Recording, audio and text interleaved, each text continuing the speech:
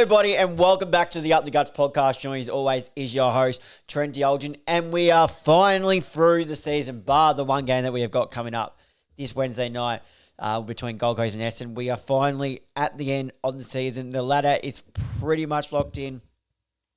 The teams that we're in, it's just going to be a juggle around once this final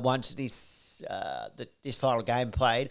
It will just be who will finish in what position, like from below the four. But the four is locked in. It's just going to be those finals, 5th to 8th. It could be like one team finishes 6th, one team blah, blah, blah. So we'll have a look at how the finals, because the qualifying finals fixture has been released as well. But we'll have a look at that at the end. We'll also go over the ladder. But it was an interesting round of footy. Some teams didn't show up when they needed to. Other teams did and cemented their spot in the season. So without further ado, let's get into reviewing the round 24 action of footy. Now, Thursday night, it was Essendon v Carlton, the MCG, and it was the Blues getting this job done by 34 points, 88-56, defeated by 13-12-90. Guelphy kicked 3 for the Bombers. Kako and Wright kicked 2 each. As for the Blues, geez, this guy's had a good past 5 weeks, and I saw that he is the 6th highest rated player in the competition across these past 5 weeks. That is Frankie Evans. He kicked 3. Ashton Moyer and Lewis Young also kicked 2 each, or it might have even been Lockie Young. Let me just, not Lockie Young. I believe Flynn Young is the one I'm thinking of. Or is he even not? Let me just go and check. Yes, I was right. It was Flynn Young who kicked 2 and also had the 19 touches as well. Disposals, Redmond, I thought was really good for the Bombers, down back 34, going at 85% efficiency, 8 intercepts, and 8 rebound 50s and 655 metres gained. McGrath had 30, going at 80%. Shield had 30. Roberts had 29, going at 89% efficiency. And Angus Clark was really good down back, 27, 9 marks, and 560 metres gained. Hewitt, like he has for majority of the year, had the ball on the string, 36, 10 clearances and a goal. Akers had 29. Walsh had 28, and Cripps also had 28. There's not much to talk about this game. Obviously, not much on the line for both teams, really at all. Seasons were already in the mud, so there's not much riding on it. So as for the ratings, I think Carlton were they? I think they just go in. I think they both just go in decent, because while the score didn't bring much, yeah, I'm not going to put them in 5 against St Kilda Beach, and none of them were really disappointing. So they can both just go in decent. Now, Friday night, I myself was out at a game, but I have watched this game, the mini back, and I watched the end of the third quarter and listened to the last quarter on Triple M on my drive back from General Cook to calling the Veterans Grand Final in the Outer East. And geez, mind you, what a finish that was. Go to the Outer East socials, Instagram and Facebook to see the final stages of that if you are interested. But it was, excuse me, and as you can see, my voice is still covering because I actually called 3 games on the weekend, Friday, Saturday to Sunday, so pretty much back to back every game. So my voice is still a little bit recovering. So apologies if my voice is a bit croaky from that, but we move to get this content out for you guys after some damning results in the AFL, and obviously some results that solidify spots in finals. So you can't not take a break when it's getting to the back end and the most exciting part of the year, bar the trade period, if you ask me. But as for this game Friday night, Collingwood 11-16-82 defeated the Melbourne 11-10-76. Schultz was really good, kicking 2. Elliott kicked 2 as well. Fritz kicked the 3 for the D's. Melksham and Pickett kicked 2 each as well. As for disposals, Nick Dacos had 27 and 5 clearances, while DeGoey was fit and firing for this game. 26, a goal, 6 clearances, and 8 score involvements. That's the DeGoey we know. Looks like he's just starting to warm up. Hopefully he can have a big impact in the finals for the Pies. As for the D's, Oliver had 39 score involvements. Petrarca had 28, a goal, 6 clearances. Salem had 27, going at 96% efficiency. Langford was really good for the D's as a first-season player. 26, going at 92% efficiency, a goal, 7 marks, and 655 metres game. As for some of the talking points, Collingwood came from behind in the last 12. I tell you what, it was a nervous listen and it was a nervous watch as I watched the last part of the third quarter in the car. And then listened before I left and then listening to the last quarter. But the Pies came back in the last 12 minutes, kicking 4 goals to 1 in that last quarter to come back and seal the victory away from the D's. Really positive signs for the Pies being able to take the game on and finally come from behind and win a close one. They've lost a couple after being known for the teams that have won the close ones, have dropped a fair few in previous outings. So be able to come from behind and win that, I thought was really impressive. As I mentioned, I thought the goalie was really good. Schultz, and I thought McQuarrie was really, really important for the Pies. Did go off at some stage during the game, though, with a shoulder issue. Probably went down and got a jab, let's be real, and came back up and was really impressive. I'm just really impressed by the speed and attack he has on the ball. But when he gets the ball on the outside, the speed he has and the power in his legs to burn off opposition defenders and leave them in the dust, really. And they can't keep up with him. And then I'm actually impressed by the way he uses the ball going inside 450. He assists a lot of players going inside. While he's that bash and crash type of player, he's also really clean with the way he uses the ball and really smart. So I thought he was really important and has proven to be a really important member of this Collingwood side, especially when he's been out. But as I mentioned, injury concern, we mentioned just then Bo McCleary. Jeremy Howe is going to be out for at least 3 weeks with a groin. Is this the last time we have seen Jeremy Howe? It might possibly be. We hope not. Because he's been such a warrior, especially as a Collingwood supporter. He's such a key figure down there. He sets up all of the defence. But he is 34 years old, and he seems this season has been a really hard one coming back from injury, especially the back end. The second half of this season has been really difficult for Jeremy Howe. And Brody Mychek was the other one with a wrist. But as for the Pies, I'm going to put them in contenders for that performance, but I'm also going to put the Melbourne Football Club in contenders. I thought I was really impressed by Melbourne. Other than the letting up that lead, I thought other than that, they were really good. Langford really impressed me as well going into next season. So they can both go in contenders for that performance. Then we go over, double header on the Friday night game, and it was Port Adelaide v Gold Coast at the Adelaide Oval, and Port Adelaide get the job done for Ken and Travis Boak. 10-11-71, defeated 9-13-67. The Gold Coast Suns making it so much more harder now, meaning they have to win on Wednesday, which they should, but have to win by 5+ goals to cement themselves a spot in that top 8. So 10-11. Georgiades kicked 4 goals, and McKinley also kicked one on debut for Port, so that's really good. King and Long both kicked 3 each for the Suns, while Farah also kicked 2. Jai Farah has been an interesting one since coming in. Made a real impact, I think, in that forward line. They've opted to go with Farah they've opted to go for him over Jed Walter. Just losing favour of Jed Walter, especially his goal kicking. He just doesn't have enough impact on a game. It'll be interesting to see if I don't think Jed Walter will play a part in this final series if they do make the finals, but it's interesting to see how they use him and what type of, he'll need to have a big preseason and how they'll look to use him next year, because that forward line's really set with King, Reid. I'm still surprised that they're going with Reid over Walter, but I just think Reid provides, it's the fact that Reid can go into the ruck as well, has that little up on Jed Walter at the moment. So it'll be interesting to see how Jed Walter looks to adapt his game coming into 2026, or if he comes into the back end of this final series, how he can have an impact.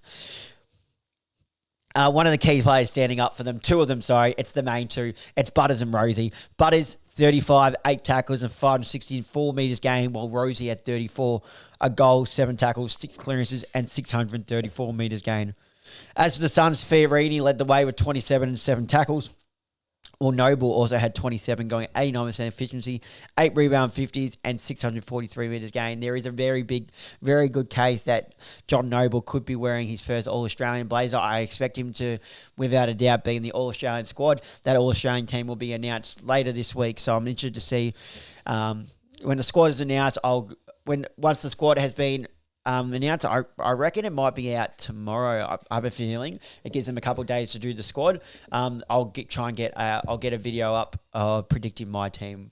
So we'll see how we go with that one and how close to getting. No one ever gets extremely light because they put midfielders on a wing, midfielders at half forward, you name it, blah blah blah. But the spot, as I mentioned, the Suns have made the finals.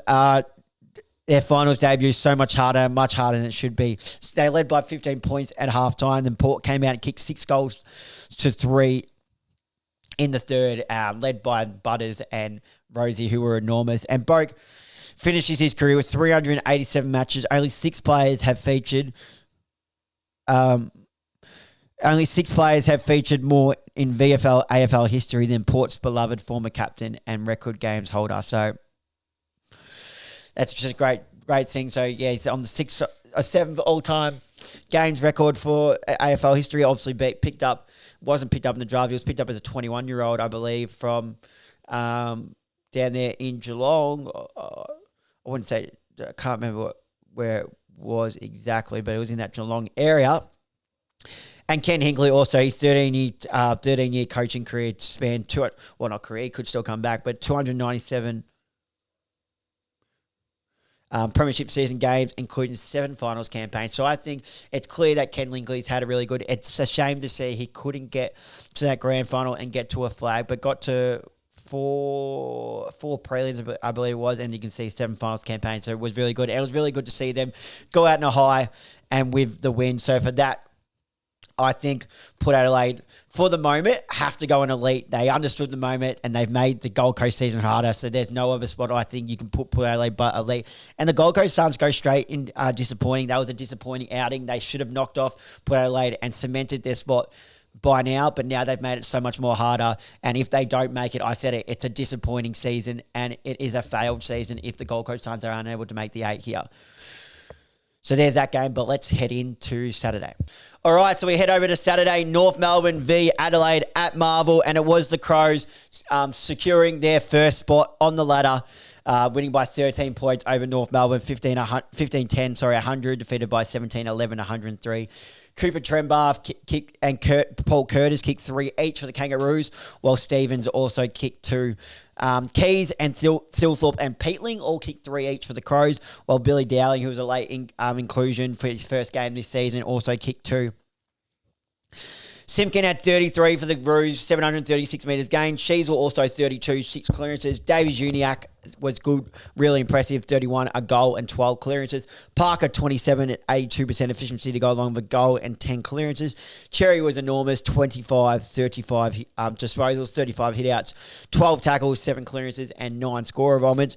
As for the Crows, one thing you notice about the Crows, they're not a big possession side, individual possession sided team. Leading the way was Sam Berry with 24 and 8 tackles. Dawson also had 23, 7 tackles, and Laird had 23, going at 96% efficiency and 8 score involvements. But the Crows have locked in top spot and a home final, which is really good to see. They will most likely, it's secured that they will play Collingwood on next Thursday night at the Adelaide Ovals after only beating the Pies by a couple points last time and giving up so many inside 50s. They won't be. I don't think they'll be easy. They'll know they can do it, but they'll know that if a different Pies comes in and they're able to convert more, it's not going to be an easy game for them. So they'll need to come a full stretch. And might I stretch, if they drop that qualifying final, but then still make it all the way to the grand final, Isaac Rankin will be available for selection. If not, if they win this and make it all the way to the grand final, he will not be. Another positive for the Kangaroos would be that Cooper Trembath. He's kicked 3. He's played 3 games now and kicked 3 in each game. So that'll be something that they'll look to use in the next season, and really good sign for them. I'm going to put the Kangaroos in decent, and I'm going to put the Crows in contenders purely just because they've locked in that top spot. Then we go over to Richmond v Geelong, and it was the Cats by 48 points, 14-19, 103, defeating 9-10, 64. Lynch kicked 3 for the Tigers, Campbell and Pressia 2 each, while Cameron kicked 4 goals, 4 for the Cats. Stengel, Dansfield and Manor all kicking the 2. And it was Bailey Smith, again, leading the way with 34 disposals, 7 clearances, 10 inside 50s, 2 goal assists, 10 score of omits, and 594 metres gained. Atkins had 27, 9 tackles, 2 goal assists, and 12 score involvements, and also broke the tackle record in a season previously held by Joel Selwood in 2011. We go here with 205 tackles, so breaks the record there. Matt Rowell only just behind him on 192, might I add. But yes, he does break the record, so well done at breaking the record of a former a former club captain, a former superstar of that club, Joel Selwood. Myers also had 26 at 81% efficiency and 7 score involvements. Holmes had 26 at 81% efficiency, 8 inside 50s, and 677 metres gained. Banks, who I really liked in this back end of this season, 30 at 80% efficiency, 10 marks, 9 rebound 50s, and 590 metres gained. Pressia had 29, 2 goals. Hopper 29, Taranto 27 and 7 clearances. Short had 26 at 92% efficiency and 10 marks. Well, we mentioned Geelong secured second spot in the ladder and a home final, which is really good to see. It'll probably be played at the MCG as much as I would love it to be at GMHBA Stadium. I'd imagine it will be at the MCG. And Jeremy Cameron also, along with Atkins, who in his 150th game broke the most tackles laid in a season. Jeremy Cameron's also had a career high season with 83 goals going into the final series, so probably won't see the 100 now, but 83 is a career high for him, so well done to Jeremy Cameron there. As I mentioned, Atkins there, but he comes to Smith and Holmes, who just continue to do their thing. Josh, it was good to see Josh Gibcus back out there, returning to footy after 527 days after long-term injuries. After multiple injuries, ACL was there when he did his last injury, round 1 2024 against the season opener against Carlton, doing that ACL. So it's good to see him back, or it might even be 2023. Yeah, it had to be 2023, 527 days. But that was in round 1 of that season. But yeah, as I mentioned, I've really liked Sam Banks in the second half of this season. As for the Tigers, I'm going to put them in disappointing. Or am I? No, I'll chuck them in decent because their mid stood up, but the Cats go in elite purely because they're probably my flag favourites going in at the moment. Then a standalone Saturday night game with West Coast and Sydney, and not much to talk about in this game, as it was the Swans by 67 points, 18-10, 108 to 7-9, 51. Shanahan kicked 3 for the Eagles. Buller and Papley 3 each. Goulden, Blakey and McLean, Rowbottom and Hayward all kicked 2 for the Swans. Baker had 26 for the Eagles and Graham 25, 14 of them contested, 7 clearances and 9 tackles. And it's good to see Kelly in some form for the last couple of weeks as well, back as a centre bounce player, 24 and 7 clearances. Gordon was huge, 36, 2 goals, 10 score roll and 639 metres gained. Mills 29 going to 83% efficiency. Papley 27 going at 85% efficiency. 3 goals, 3 goal assists, 13 score involvements and 628 metres gained. So he was absolutely everywhere where he was up forward or through the middle. And Heaney also had 26, 15 contested, 8 goal, 10 clearances, and 3 goal assists, and 11 score involvements. This is the first, not much to talk about in this one. It is the first team who has lost 22 games in a season in the West Coast Eagles. But one positive they can find, I think they found someone in Joe Shanahan. He's really impressed me as a key forward. We don't know how Jake Waterman's body is going to hold up. Hopefully he's back for a full 2026 season because they are a better side and with Jake Waterman in that forward line. So let's hope he can get better and get his body right and his health right. West Coast Eagles, disappointing. And Sydney Swans are contenders. I thought I was really impressed with how they really dominated that. Then the Sunday, this was a really, really good game at NG Stadium, and it was the Giants securing finals with a 11-point victory over the Saints, 15-14, 104 to 14-9, 93.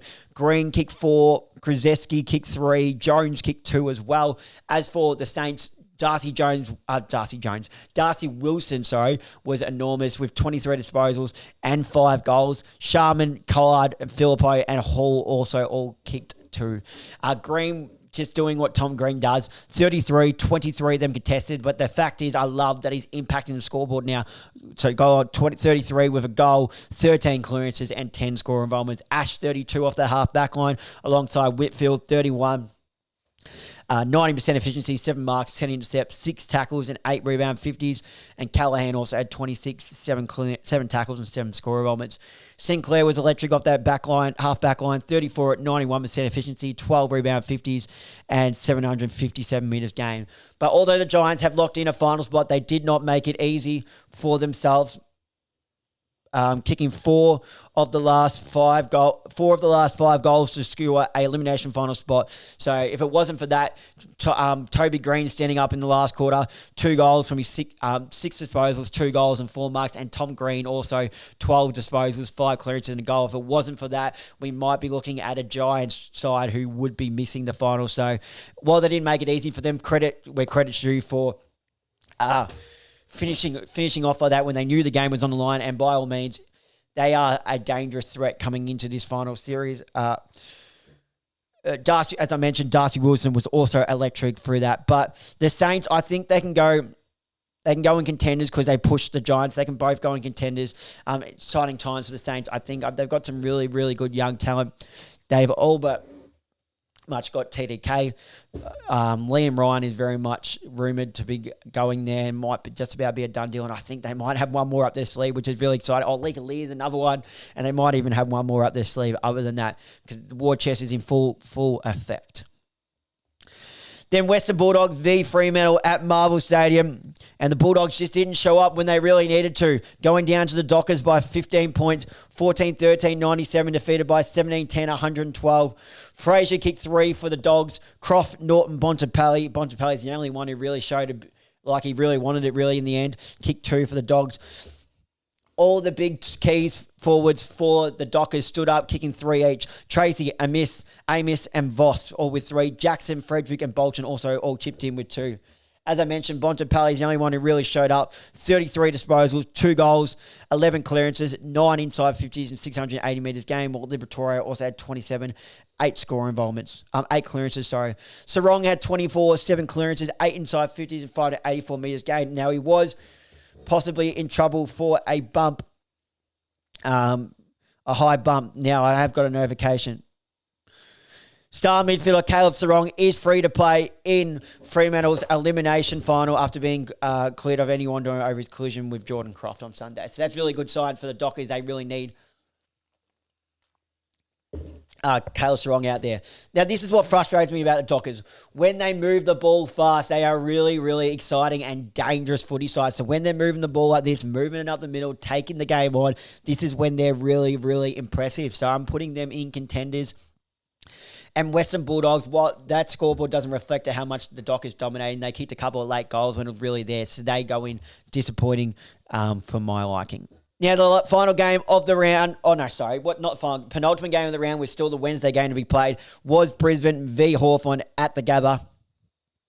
And it was the inaccurate Lions winning by 10 points, 11-23, 89, defeating 11-13, 79. Couple multiple goal kickers for the Brisbane Lions, Cameron, Rayner, McCluggage, and Lohman all with 2. Chol kicked 3, but all in the first quarter, then went missing after that. Gunston and Ginnivan kicked 2 each as well. Dunkley was enormous, 33, 9 marks, 8 tackles, and 9 score elements. McCluggage was left a paddock for him to run around to an open space, and geez, did he take full advantage of that with 32, 2 goals, and 11 score elements. Will Ashcroft, 28, 7 score elements. Wilmot, loving his season this year. 27, 9 intercepts and 8 rebound 50s. Well, Zach Bailey also spent second half of the year spending a bit more time centre forward as some mid and centre bounce time. 25, 6 clearances and 11 score onwards. Amon led the way for the Hawks with 34, 10 rebound 50s and 956 metres gained. Not the best outing for the Hawks, and was never going to be an easy task, but they're probably very lucky that the Brisbane Lions didn't kick straight, like 24 shots on goal. No, not even 20, 34 shots on goal to 24. So because they didn't kick straight there, lucky that they've held off. But the Brisbane Lions go in contenders for me, and the Hawks still go, they go in a decent category for my liking there. So there's the rankings for and the review of the round 24 action, bar the game between Gold Coast and Essendon to be played. Let's have a look at the ladder. So the live ladder, as we talk about right now. Adelaide are in first spot on 72 points. That is locked in. Geelong, second place on 68. Brisbane Lions, third place on 66 points. Collingwood have locked in fourth spot on 64. GWS Giants in fifth on 64. Fremantle have locked in sixth spot. Hawks, seventh on 60. The Bulldogs, eighth on 56 points, and Gold Coast on 56 points in ninth spot with one game to play. So we think that Gold Coast will win it, so they would knock the Bulldogs out. What we know, the top four is locked in. So that's there. Adelaide, Geelong, Brisbane, Collingwood. So Adelaide will play Collingwood and Geelong will play Brisbane in the home finals. What else have we got here? The Bulldogs need Essendon to beat the Suns to get in, so we do know that. And the final also fixture has been locked in. Then we'll go over the. We won't even bother going over the. We'll go over the bottom of the ladder really quickly. It was a moment. Gold Coast were going to play Sydney, Carlton, St Kilda, Port Adelaide, Melbourne, Essendon, North Melbourne, Richmond, and West Coast Eagles with the wooden spoon. But the qualifying finals fixture, what we're looking at is Thursday night at the Adelaide Oval, Adelaide Crows v Collingwood at 7:40 p.m. Friday night, we'll have Geelong and Brisbane at the MCG at 7:40 p.m. Moment, we have GWS v Hawthorn at NG Stadium Saturday night, or Saturday day. Doesn't have a time there, but because it's in question star. And then Saturday also will be Fremantle v Gold Coast. Opponents could change. Here's what could occur depending on results. If the Gold Coast win by 30 plus points, GWS will play Hawthorn at NG Stadium and Fremantle will play Gold Coast at Optus Stadium. If Gold Coast win by less than 30 points or Gold Coast and Essendon draw, the Giants will play Gold Coast at NG Stadium and the Dockers will play Hawthorn. If Essendon beat Gold Coast, the Giants will play the Bulldogs at NG and Fremantle will play Hawthorn at Optus. So there's so much still to go on. It's such an exciting time. And while we're there too, Supercoach is over and we have a winner. I believe yes, he's gone back to back. It's the Wizard. The Wizard, Riley Worsling. I believe that's his name. On here, let's have a look. The Wizard Riley finishing on top with a whopping end score 2,000 and a convincing victory over James Bailey Smith. 2,846 defeated 2,152. So well done to Riley. Your prize money will be sent to you very shortly. And just a little minor victory for myself. I got the bottom eight, the bottom half of the ladder final. So finishing in eighth, and I knocked off Zach's in it to win it 2,439 to 2,269. But let's quickly go over to see how I ranked everyone's performance in round 24 so far. And Elite, I've gone with Port Adelaide and Geelong, purely Port Adelaide for making Gold Coast season so much harder and ending Travis Boak and Ken Hinkley's careers on a positive note. Contenders, it's a long list. Collingwood, Melbourne, Adelaide, Hawthorn, Sydney, St Kilda, Giants, Fremantle and Brisbane. Decent, I've gone with Carlton, Essendon, North Melbourne and Richmond. Disappointing, I've gone with the Gold Coast Suns, West Coast and Western Bulldogs. Well, thank you guys for listening. That's how I have reviewed round 24 action with still one game to be played between Gold Coast and Essendon Wednesday night. I will also be uploading a video deciding my All-Australian side once the 44-man squad has been released, so stay tuned for that one.